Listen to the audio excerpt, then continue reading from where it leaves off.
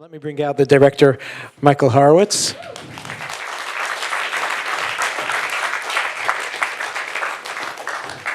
Michael, do you wanna bring out the rest of your crew here, or? And Shani.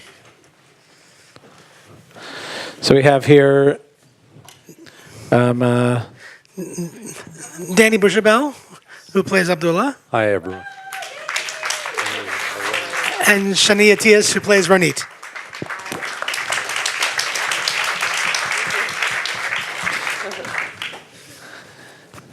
And of course, there are other members of the team that are here. Would you like to point them out? I just want to acknowledge Wiley Jawhary, who's down here in front. Stand up. Wiley plays Nadim. And Wiley, come up. And then Mohaned, are you here? Oh my God. I don't know who this guy is. This is Mohaned, who plays Omar. He's. Are you taller than me now? Oh my God. That's not him. That's him. Wow, he's grown. Wow. Oh, and Todd Felderstein, who's one of our producers. Woo! The gang is all here. You'll definitely have people to answer questions, that's for sure. Tamar, I'm going to start with you, just as everyone else gets settled. What inspired your film? Where did this story come from for you?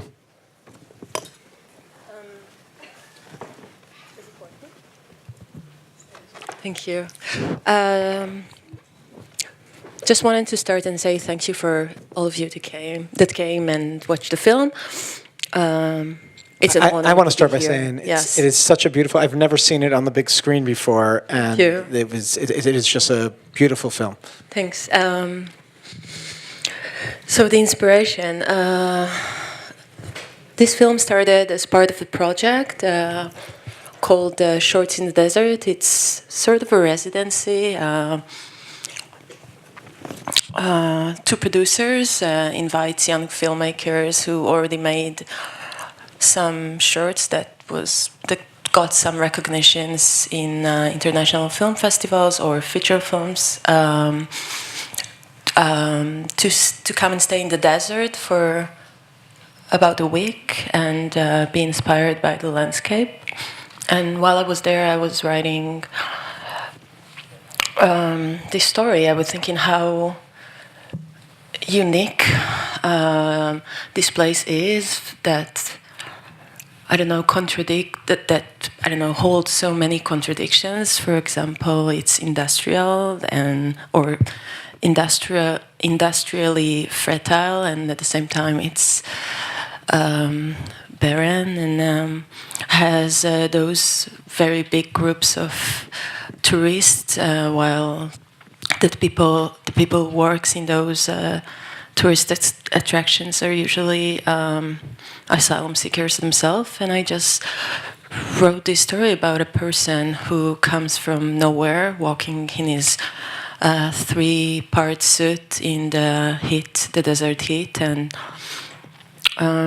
in order to, it was an attempt to give a platform for this group of people in Israel that usually don't get represented so much, while we also, as a country, deal with the refugee crisis like anywhere else, I guess. So the inspiration it started with the landscape, and I ended up shooting what you just watched. Thank you.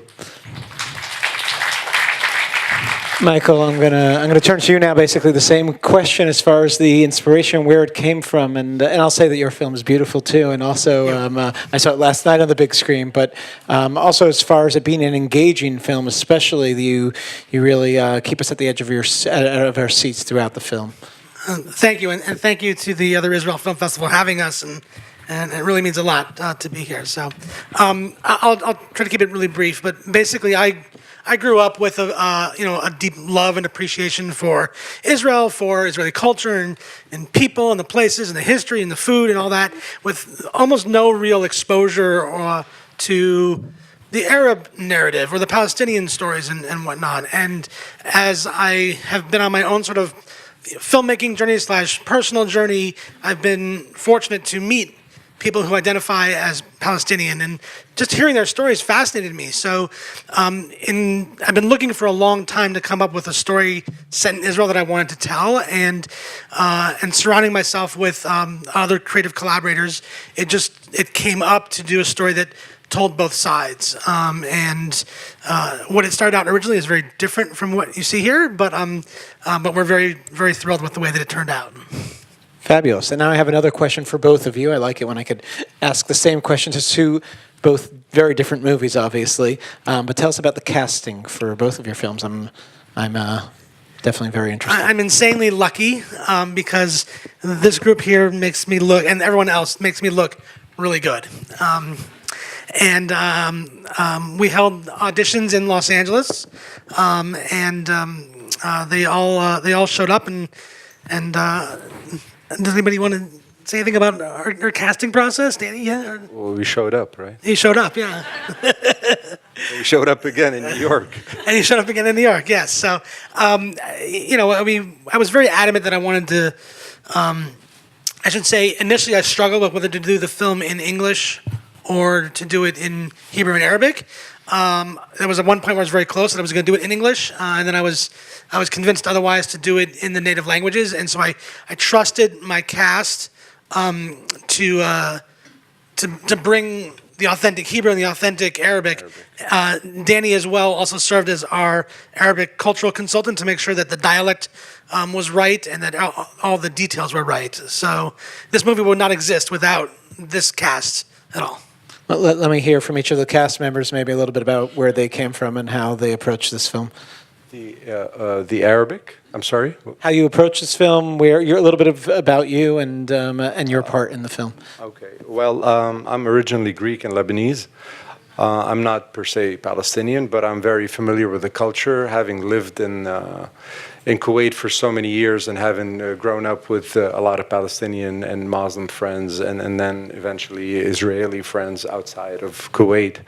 So I'm kind of very familiar with the culture, with the language, and at the same time, from the war side of it, I'm familiar through Lebanon, because we've lived survived many nights through shelters, and we're very familiar with the whole ambience, atmosphere, and what really happens, and how to survive on candles,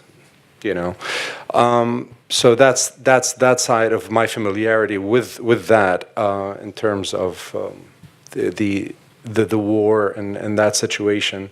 Now, in terms of the message we're trying to portray, but I don't want to jump to answer another question. Well, we will get to that question. Okay. Too. Shani, What was the question? how did you get involved with this project? And Good evening, everyone. Just like Michael, our director, said, they were looking for Israeli actresses, and I think the main thing was to keep it as authentic as possible. For me, it was no question that I had to speak Hebrew. If I'm speaking to my mom and dad, being originally from Israel, born and raised, served in the military, coming from a Middle Eastern heritage, a Moroccan, so it was crystal clear that we had to speak in our native language. And I also made sure that all the military terms were accurate, and the Hebrew, hopefully with an Israeli accent for those who weren't native speakers. And yeah, I don't want to jump to the message as well, but we really wanted to keep it as real and as honest and as open-minded as we could. Hi, I'm Mohaned Abdulla. The grown-up Mohaned. Unbelievable. He was. Yeah, that was. He was 2 feet shorter. And I'm Mohaned Abdulla. I played Omar in the film, and so the way I so when I was first asked to, like everyone said here, we wanted to make it authentic as possible. So when I was first asked, I had never known how to speak Palestinian. I knew how to speak Arabic, but how I attacked this, I had to kind of come into it with an open mindset and come into it with a mindset that if I'm going to do this, I have to work hard. So I did, and I read up and I looked at all the I don't know, different pronunciations, different kinds of things, and that's kind of how I attack this kind of challenge in my perspective. Wiley, over to you. Hi, everyone. Thank you for coming today. Initially, when my agency sent me the role and I looked at it, and I told them, I don't speak Palestinian. I'm Lebanese. It's different. It's a different slang. And then they kind of sent me an email back. They're like, fake it till you make it. Just go and, do what you do. And now I'm here. So it was really awesome. I really thank them. And I thank Danny for being on set with us. And he really helped me with the dialogue to become Palestinian. And, I enjoyed the challenge of acting and speaking it at the same time. And I believe it really delivered on the film, on the screen. So thank you, guys. If I could add one thing is, so Shani and Danny both have came to us with wonderful careers. Mohaned and Wiley, this was their first films. So they did amazing jobs for their first films.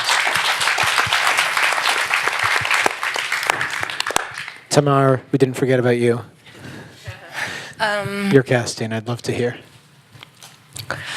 So I love working with non-actors. That's what I always do, and I also love working with musicians. And when I started casting this film, I knew that I want to find a real asylum seeker that can help me work both on the music in the film and play himself, pretty much. And it was a very long process because of language barriers and because I still, it used to be like it, and I feel it's still the situation in Israel. Asylum seekers don't feel very safe with Israelis, so it was even hard for me to convince people to come to the auditions. I was walking in the streets, basically, of the poorest parts of Tel Aviv late at night and just approaching strangers, asking them if they know how to play krar, which is like the Eritrean instrument. Until I met Michael, that became a very good friend of mine still. Michael is incredible. He's like an amazing musician and an amazing person, and he helped me broaden my understanding about the refugee situation in Israel, and his personal experience influenced this film very much. And of course, he helped write the lyrics to the song that I decided not to put any subtitles to, but they do have a meaning, like they do make sense, and of course together we adapted the music to a more like a Western appealing kind of piece. Yeah, and actually, when I met Michael, I didn't cast them at the beginning. I casted someone else's, and I just wanted him to help me work on this specific song. And last minute, I just changed my mind, and I asked him if he will like to do it anyway, even though we didn't have time to do many rehearsals, and he just showed up. It was his first role, and now he's like quite a big star in Israel. I felt like I did something good for him because he played in like 2 TV series. Now he's shooting his second TV series, and also his son is an actor now. So I felt like I did one good thing in my life. What a story! Cast it on the street, and now he's like on billboards. Yeah. What about the singer? Oh, Esther. Right. So the singer, she's not from Eritrea. She's from Ethiopia, and she's an amazing I think she's an amazing singer. And as much as it was hard for me to find an asylum seeker to play the male leading character, it was way harder, and I feel like it would still be impossible to find an actress that can play his, I don't know, the siren or his woman in his reveries, or so I just casted her. She's quite famous in Israel. She's like a famous actress / singer, and I don't know what else can I say. She was magnificent. My last question, then we'll open it to some questions from the audience, is what message are you trying to bring through the film to the audience? What message? Well, I said it last night, and I will say it again because that's what I think. I hope that when we go to the theater or to see a play or to see a show, that hopefully it's not only entertaining, but actually strikes up some questions and leaves us thinking, going home, talking about it with our friends, maybe just thinking about it. What would I do if I was in that position?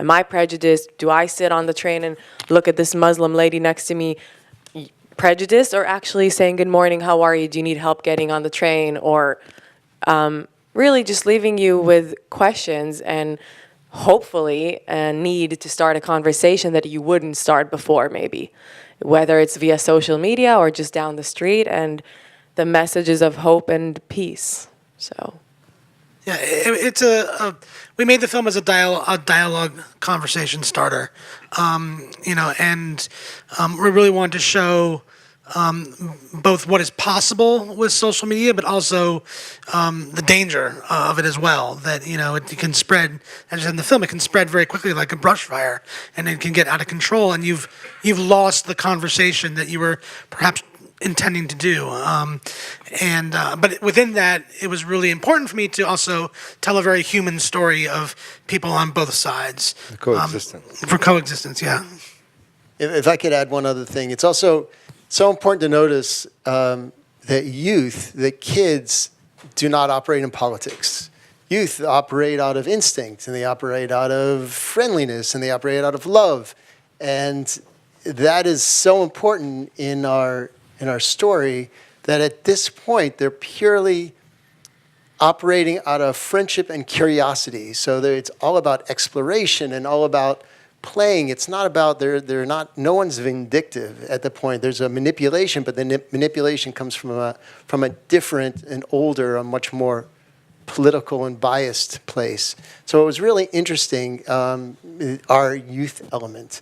And even now, looking at our young actors who are growing up, you see how, just me as an outsider, you see how people change just from being so curious and so young into teenagers, and how that changes their own perception, and which is very, very important in our story.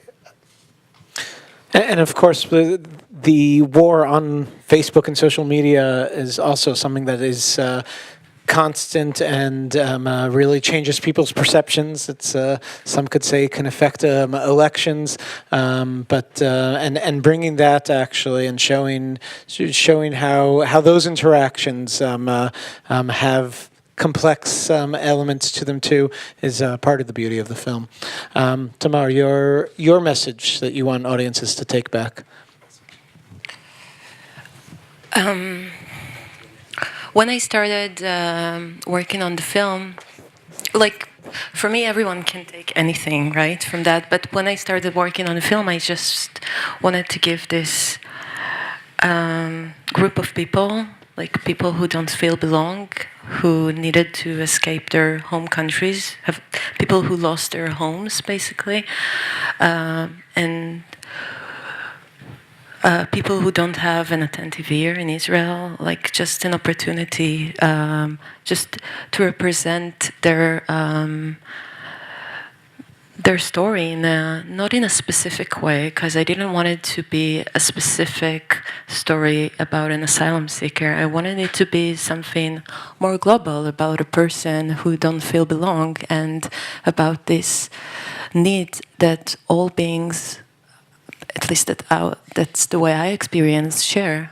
And yeah, just I hoped it can serve as like a remedy for the viewers and for the other that I presented in the film. Folks, questions from the audience? We have a hand up. Yara.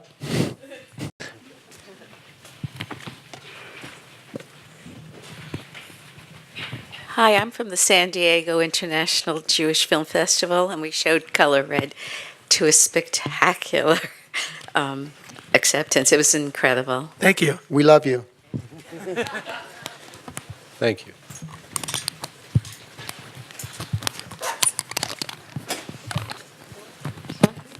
There's a question up on top. The end of the movie of the desert, the stranger in the dunes.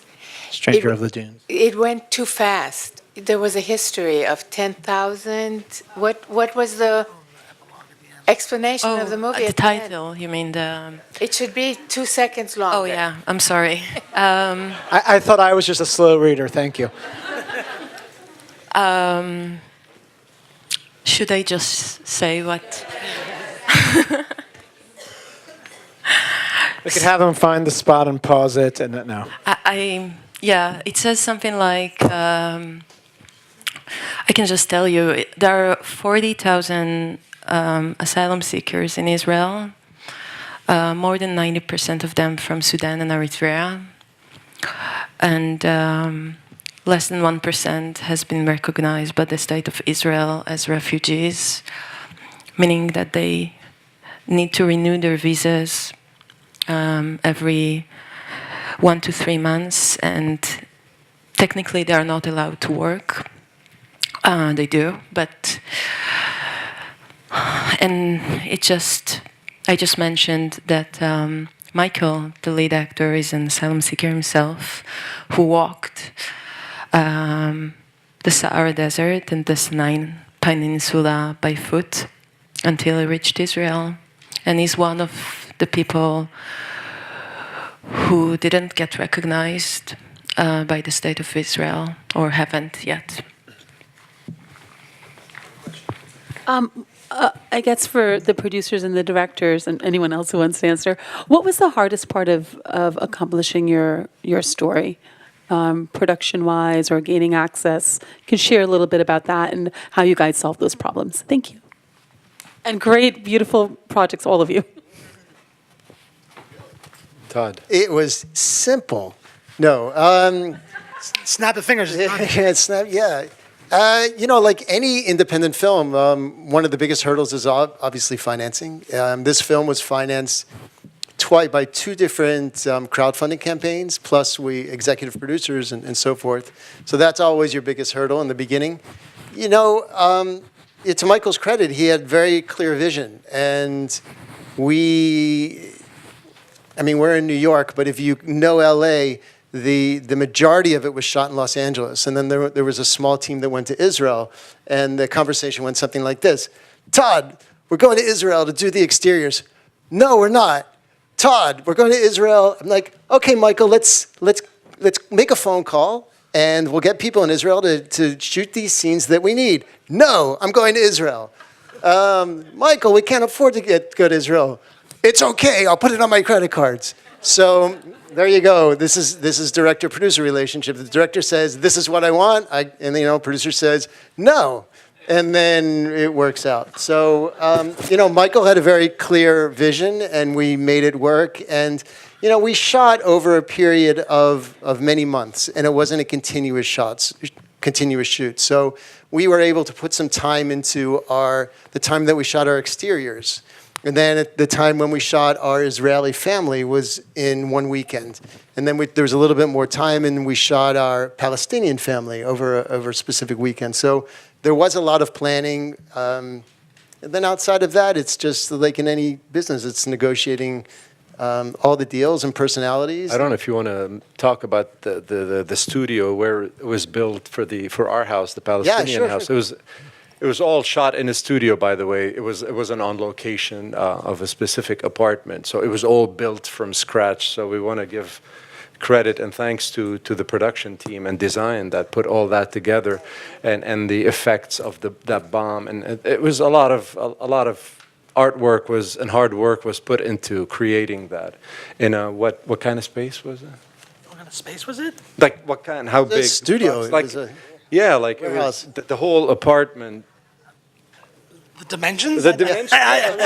I'm just trying to give him a visual of like the space, the confined space. Let's not get stuck on this, guys.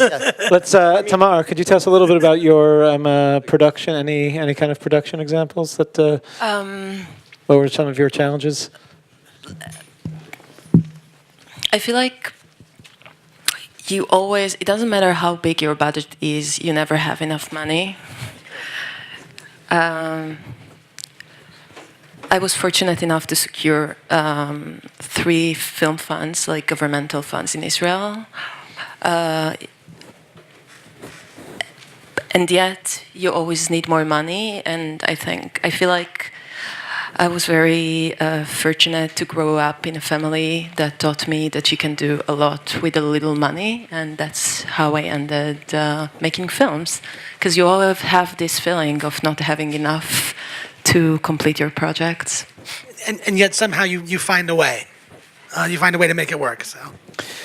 Before we finish, I actually, first of all, want to point out just the diversity of these 3 films that we showed and how different they are. And I hope you all were able to appreciate them each for what they are and how there might even be some similarities in them as far as the messages. Nobody brought up we only had time for a couple of questions, but I signed the petition, the first film, which in many ways, as I had mentioned when I introduced it, that this is a film that I think will challenge some members of the audience and really brings in another perspective. And watching it here again, once again, I personally was taken by hearing this other perspective of why someone would or would not join the boycott of Israel, and I think it's very important. We don't have anybody here from that film, but just to note and take that film as something that this is something we can learn from, and hearing the other side and paying attention to others wherever they might be is something that actually leads to